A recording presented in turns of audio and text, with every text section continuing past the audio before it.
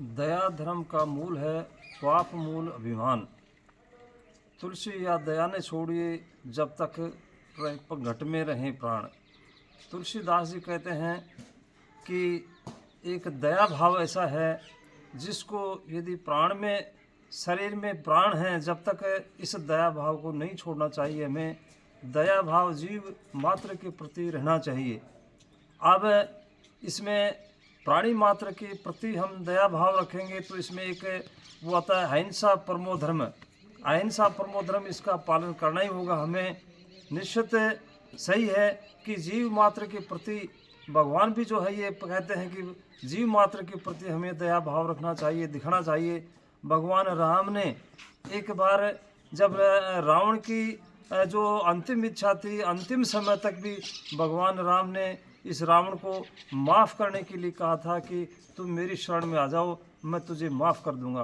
तो दया भाव उस समय भी भगवान राम ने रावण के प्रति दिखाया था।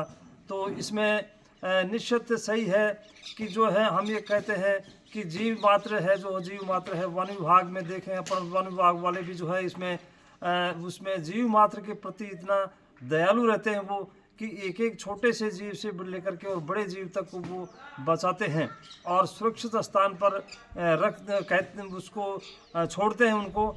यानी प्रकृति में सबको जीने का अधिकार है। निश्चित जो है हम ये कहते हैं कि भाई प्रकृति में किसी जीव को कोई जीव मारे नहीं, इस तरह से जो है इसमें सबको जीने का अधिकार है, इसमें आ रहा है। अब लेकिन आजकल जो है ऐसे लोग होते हैं कि काम क्रोध मद लोभ ईर्ष्या, ऐसे जो है इस रूप में डूब गए हैं लोग कि इन चीज़ों को सब भूल गए हैं। और जो है एक संसार रूपी कोई में पढ़ करके जो लोग बाग ईश्वर की भक्ति से जुड़ नहीं रहे हैं। ईश्वर भक्ति से जुड़ने के लिए तो जो है हमें ये करना ही पड़ेगा कि भगवान की शरण में जाना ही होगा। भगवान को जो है भक्ति भाव से जोड़ना होगा अपने आप को। जो निश्चित इसमें सही कहें अपन कर रहे हैं कि भक्ति भाव से जोड़ने के लिए, भक्त राम से मिलने के लिए जो है अब हनुमान जी जो अब उसके जो दूत हैं हनुमान जी, तो हनुमान जी को हमें जो है मानना होगा। हनुमान चालीसा का रोज़ हमें अध्ययन करना होगा। हनुमान चालीसा जो पढ़ते हैं अपन ये देखते हैं कि राम मिलाए राजपद दिना, राम मिलाए राजपद दिना। तुम उसमें आता है कि राम से भी मिलाया और राजपद भी दीना, राम से मिला करके राजपद दीना।